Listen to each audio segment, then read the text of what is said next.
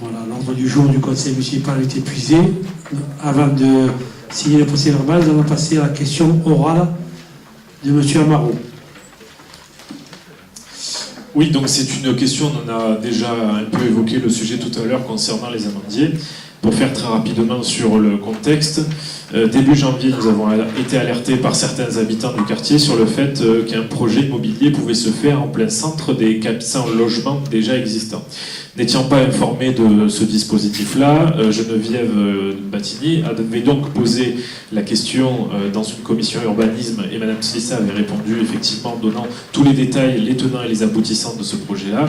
Et nous avons donc demandé la raison pour laquelle la population n'était pas informée de ce projet-là et qu'il fallait absolument le plus rapidement possible en informer, comme on l'a demandé ce soir, dans tous les cas des projets qui se font dans le contrat de mixité sociale.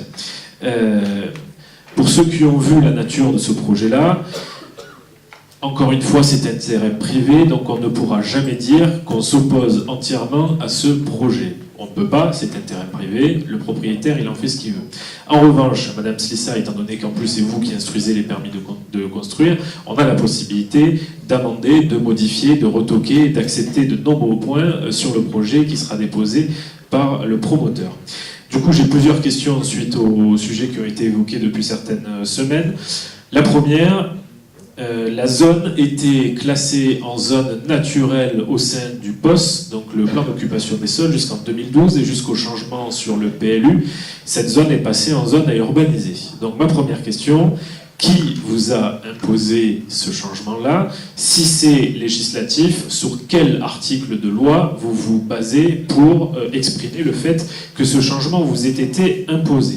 C'est ma première question. Ou si ça a été d'une autre manière, qui est courrier ou autre. La deuxième... Non, on va répondre, si vous me permettez, M. Amaro, question par question. Juste, vous allez vous exprimer et donner votre avis sur les amandiers. Je vous rappelle quand même que en question orale, logiquement, vous devez uniquement poser les questions que vous avez envoyées par mail. Bon, ceci étant dit, ça fait partie... Non, mais avant la question, c'était... il faut expliquer le contexte de la question qu'on va poser, sinon les gens ne comprennent pas. On a accepté, c'est pour ça qu'on ne nous a pas interrompu. Ceci étant dit, par rapport à la première question, ça date du passage en PLU en 2012. Lors du passage en PLU, du poste, pardon, PLU, en 2012, les zones ND au poste devaient faire l'objet d'une requalification. Soit en zone N, soit en zone urbanisée. Le PLU complet, je parle de la commune. D'accord?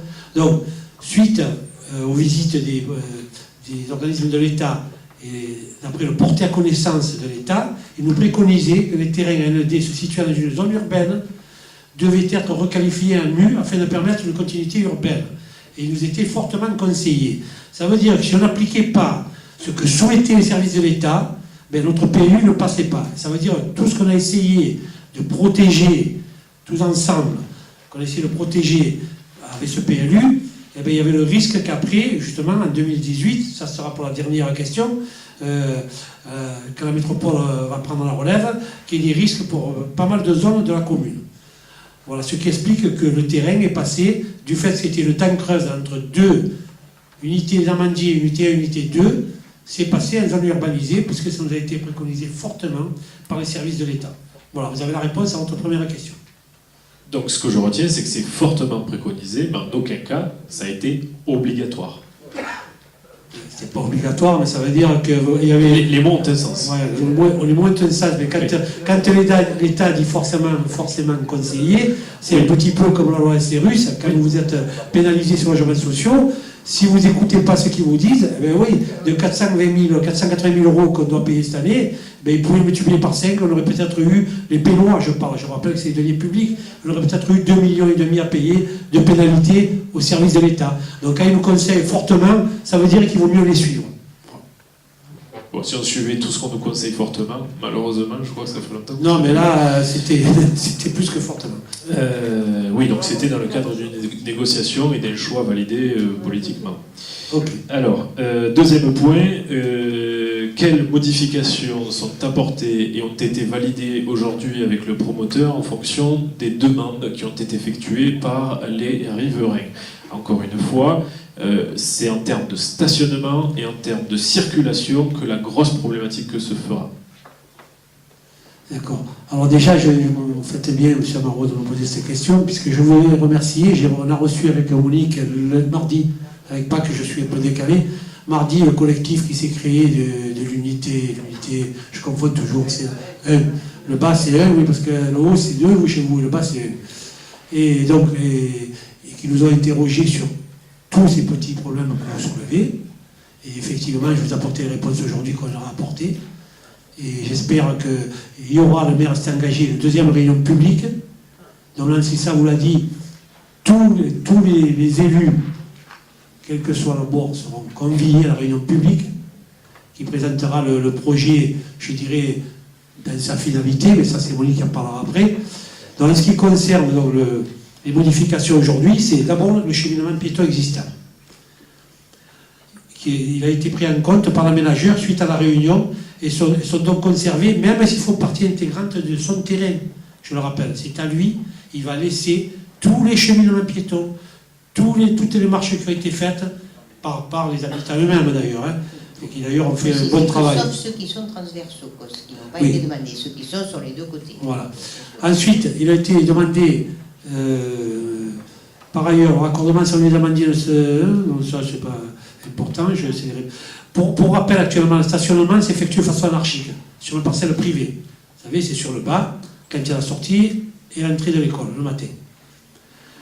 Donc là, il est prévu du stationnement créé sur l'avenue des Rosiers. Hein, ça veut dire que bon, il va y avoir du stationnement. On a présenté au collectif, on a réduit la longueur du bus qui était, on a récupéré quelques places sur l'avenue des Rosiers. Il y a le fameux parking qui a le terrain, la mairie s'est engagée à financer totalement ce parking. C'est le terrain qui appartient, alors là aussi c'est un peu compliqué, c'est l'unité qui appartient à l'unité 2, mais qui va servir par contre à l'unité 1, puisque pas pour les Rosiers, mais en tout cas pour ceux qui viennent, qui va servir à l'école. Donc c'est un parking environ, en tout cas tracé de 8 places, mais je pense que ça sera un peu plus. Hein. Donc après, M. Amaro, je fais toutes les écoles, j'ai fait encore la Renardière vendredi, hein, le soir. Hein. Après, oui, c'est sorti des écoles. Toutes les écoles de la France et de Navarre, quand il y a la sortie, tout le monde veut aller chercher son enfant, ça se comprend, en voiture. Hein, et on est saturé de voitures. C'est vrai qu'il y aura un moment où on ne pourra pas résorber, en tout cas, toutes ces voitures. Mais néanmoins, chaque lot, là, aura à l'intérieur, oui, je me permets de le dire, après, aura à l'intérieur 3 places de stationnement, c'est-à-dire qu'il n'y aura aucune voiture des villas, en tout cas des futures villas, entre guillemets, présentes des terrains sur l'avenue des Rosiers. Il y a 3 places de logement par villa, à l'intérieur. Parking, oui, chacun doit... De parking. Après, sur l'avenue des Rosiers, je crois qu'on a prévu de mémoire, je n'ai pas le plan, hein, je l'ai présenté au collectif, je crois que c'était 6, plus 2 de bus qu'on réduit, ça fait 8 places, plus le petit parking 8 places. On a réussi à faire valider l'aménageur sur la petite voie qui rejoint l'unité 2. Il y a des gens qui stationnaient chez le propriétaire privé sur un terrain vague. Hein. Là, il va nous faire 3 places de stationnement. Pareil, je pense qu'il va y en avoir pour y être allé sur place 4 ou 5. Les logements sociaux, de mémoire, il y a 8 logements sociaux, il y a 16 places de stationnement pour les logements sociaux. Normalement, c'est une obligatoire, on en a imposé 2. Et en ce qui concerne la rue l'avenue Violette, il va y avoir avant, après, ou avant, comme vous voulez, le stationnement des logements sociaux, il va y avoir l'aire de retournement où il va y avoir 5 places de stationnement, 5 ou 6 places. Et il est là, je peux en parler, on a envoyé le directeur adjoint de cabinet, je crois que c'est 5 ou 6 soirs qui est allé, qui a compté les voitures. Tu me corriges si je me trompe, je crois que ça n'a jamais dépassé 5 voitures. C'est ça, hein, entre 8h et 10h du soir. Voilà, on a essayé de pénaliser pratiquement pas les habitants des Amandiers. Je dis bien pratiquement pas. Après, je reconnais, le point difficile, c'est la sortie et l'entrée de l'école. Voilà. Je reconnais que ça, que ce soit d'ailleurs les Amandiers, les Bourgmestres, que ce soit, je vous dis, la Renardière, où je marche à pied, c'est ingérable. Voilà, je le dis très sincèrement. Comme c'est partout dans toutes les communes. Je me suis renseigné, puisque vous parlez tout à l'heure de Rognac, hein, le maire, c'était l'ancien premier adjoint, c'est un ami à moi. Piscirello, pareil, et eux, c'est pareil. Piscirello, pour tel un grand parking, hein, à côté de l'impasse de la salle Edith Piaf, eh bien, c'est pareil, il se gare quand même de partout, sur les trottoirs, partout. Voilà.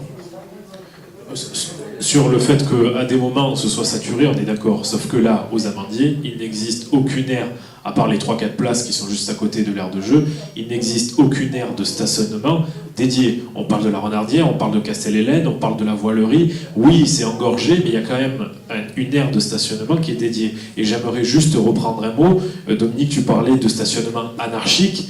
Attention, pour moi, c'est du stationnement à la débrouille. Pour moi, un stationnement anarchique, c'est quand j'ai 3 places de libre et que je me gare en double file parce que je ne veux pas perdre juste une seconde pour me garer. Aux Amandiers, c'est pas un stationnement anarchique, c'est à la débrouille. Ouais, sauf qu'à la débrouille anarchique, je suis désolé, mais quand la voiture vient devant le portail et bloque les gens qui montent à pied, tu le sais bien. Et ça, c'est anarchique. Mais bon, c'est pas grave, on va essayer d'y remédier en créant, parce que c'est difficile, j'en conviens, c'est difficile, en créant ce petit parking, ce que j'espère par rapport à l'unité 2, qu'on ait ce terrain, je me tourne vers un élu puisqu'il en fait partie des Amandiers, qui nous laisse, parce que le terrain restera quand même à eux, mais qui nous donne l'autorisation de faire ce parking. Ensuite, il y a ces 3 places, et puis il y a 3 places aussi sur la Jazz Rock qui crée aussi. 3 places que l'aménageur crée sur son terrain privé aussi. C'est lui qui fait. Alors en fait, il fait 6 places, plus les places sur l'avenue des Rosiers, etc. Mais on a essayé. Après, il y a M. Coussinet qu'on a reçu avec Monique mardi soir, qui a soulevé quelques problèmes qu'on n'a pas encore les réponses, mais qu'on va interroger l'aménageur. Il y a la directrice de l'urbanisme qui est là, doit poser pour voir en termes juridiques. Donc ils auront les réponses quand on aura les réponses en termes juridiques de nos avocats, etc. Voilà ce qui concerne le stationnement. Bon, pour tous les points que vous avez énumérés, on va voir avec la population qui nous a alertés, on va voir si ça convient ou pas. En tout cas, point positif, c'est que sur certains sujets, ça avance. Le point regrettable, c'est qu'il faut attendre qu'il y ait une population qui se mobilise en masse pour faire avancer. Donc on tient encore une fois, et pour preuve, à ce qu'il y ait une concertation sur les prochains projets afin qu'on évite de voir ce qui s'est passé là. La dernière question, du coup, on l'avait posée, la 3e, mais on a eu un petit peu la réponse après avec le contrat de mixité sociale que vous nous avez donné mardi soir. La 3e question était quels engagements sont écrits dans le marbre pour assurer du coup au quartier des Amandiers que sur les années à venir, il n'y aurait pas d'autres projets. Bon. Vous allez y répondre, mais on a eu déjà une première partie de réponse grâce au contrat de mixité sociale, puisque jusqu'en 2019, il n'y a aucun autre projet de prévu sur les Amandiers.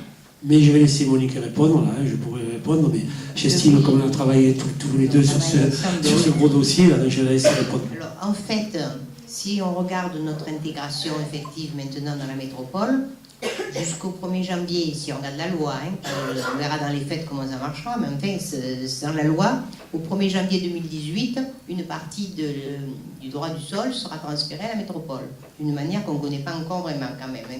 Donc jusqu'à cette date-là, tous les terrains qui sont en zone naturelle et qui sont donc au-delà donc, du lotissement actuel et qui donc doivent rester en zone naturelle, nous pouvons garantir qu'on va les laisser en zone naturelle. Et on n'a aucune raison d'aller plus loin. Après, si ce n'est pas nous, il peut y avoir des gens qui ont d'autres idées. C'est-à-dire, pas seulement là dans la commune, il y a plein de zones naturelles qui pourraient être converties, même celles qui ont des espaces classés, en zones constructives.